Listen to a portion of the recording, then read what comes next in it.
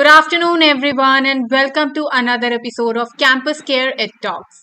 EdTalks is a platform where educators and leaders come on board and express their viewpoints related to education and society. A topic for the discussion is what are the best ways for assessing a student's performance and should it be limited to marks or grades only?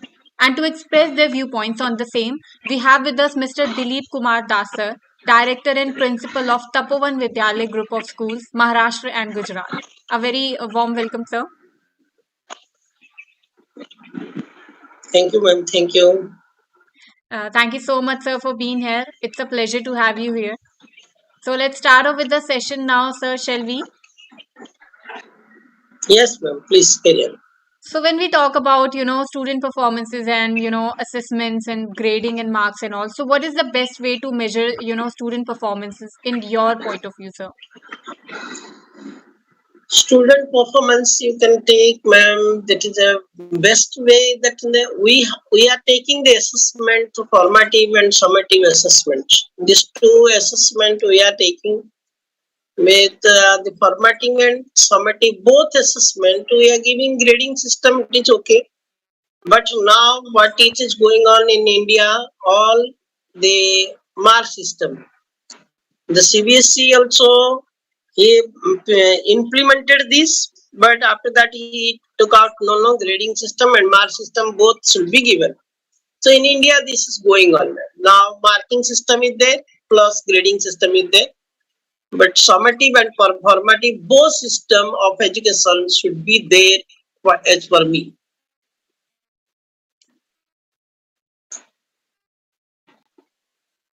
Thank you so much, Dilip, sir.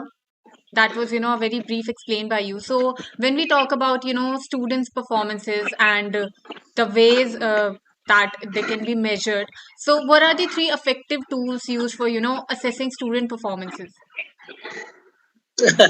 Effective tools can be used assessing the performance. Now if you go for this in this digital era, tools are there, Kahoot and Flipgrid and this Socrative, and these all tools can be used as a this era. And but the general tools, which way you want, madam? The tools means what? Which way the tools means? These are the tools as Kahoot and Padlet. The teachers will use. These all are the tools you are talking about. Yes, sir. These tools, if you will use, then it is better. The students can understand everything, and these assessment tools helps the students, teacher both.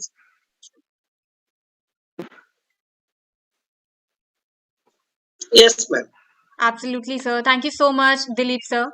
So moving Yes. forward, what factors, should be considered in assessing the learning of the students? And you can maybe share some of your experiences with us, sir. Yes, yes. The factors, whatever the factors, learning of the students, Yes, sir. learning of the students. The main factor is the students that dual mind, the fickle mind of the student. The teacher should consider that first. If a child is in different mood, different mind, the teacher should consider that. Then only he can vary the problem, and he will find out the identification of the problem is required for the teachers, and they have to. Main thing is that they have to create interest. How whatever the teacher use the number of n number of methods has come now. How to create interest among students? Only one word. If create interest is coming, if a teacher is creating interest in the students, then automatically whatever it may be, the student definitely he will do the best, and whatever the knowledge he has gained, that he can apply, and he will score good results.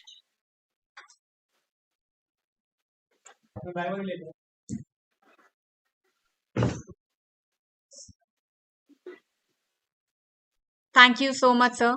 So moving forward, sir, do you think, assessments is different from the process of grading? And if yes, then how? Yes. Assessment is different from the process of grading. Grading, see, what is the main thing is coming? Before that also when grading was there, na, the people were thinking that is, grading was not there, mark system was there.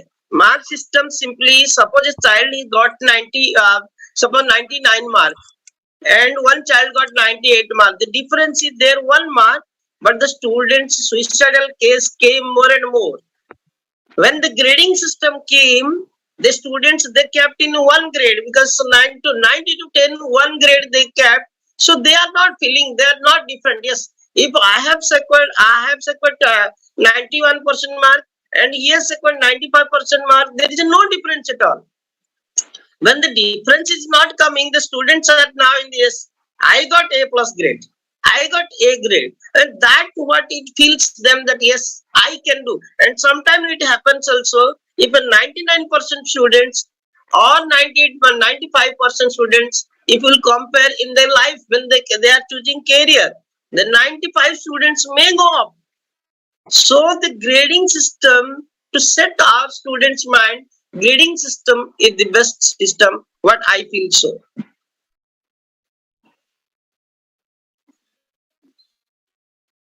Yes, sir. So according to you, you think that grading system, is the best way. Grading Yeah. system should be there because the students will not feel that they are degraded than that my friend, because my friend has secured that 95, I got 97. There is no problem, no difference at all. This difference will not be there between the students. What I feel. So when we're talking about, the grading system that you think is the best way to measure, students' performances. So grades are, Yeah. very useful for an organization or a school to measure a student performance.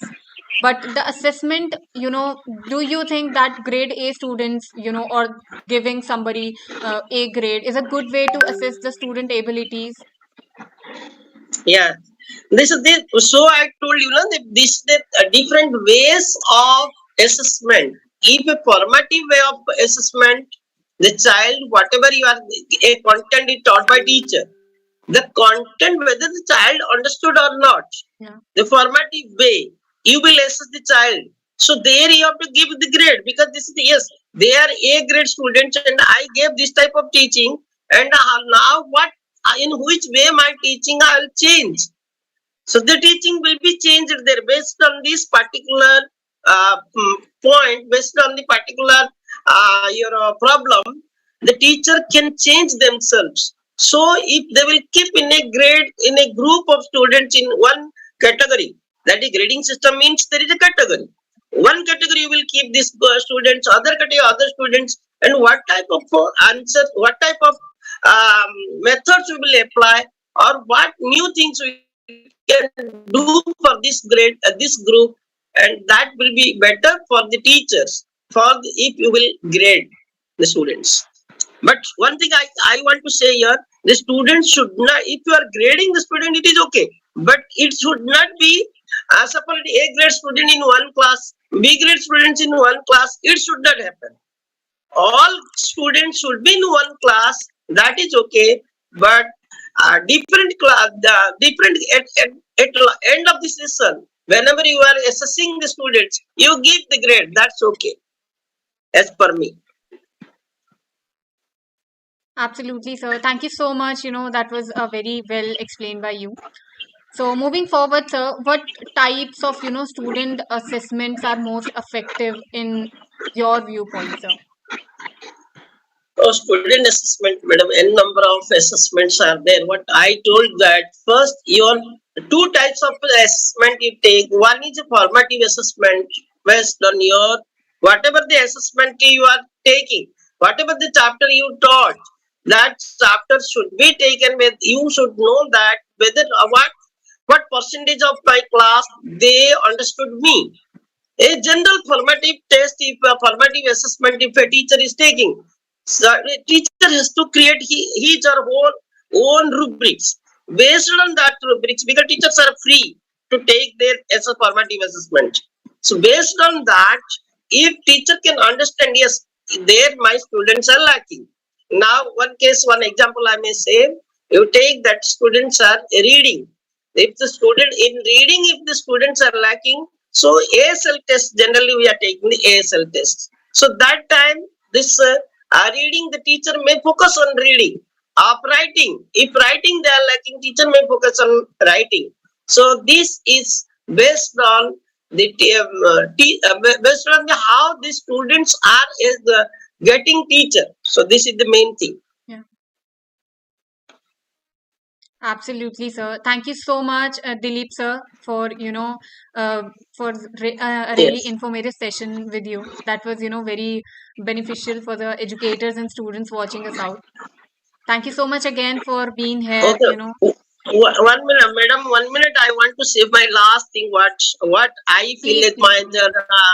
as my career of the vast years of experience, around 30 years. It is experience is there. So with that, I can say to my educators, those who are teaching, only one thing, only one point: create interests among students. Students, those who are listening to me now also, they should know that how to create interest. Only it is not job of the teachers, job of yours also. You create your interest and definitely you will do better. So this is my tips to my students and educators. Thank you, ma'am. Thank you so much, sir. Thank you so much for being here today.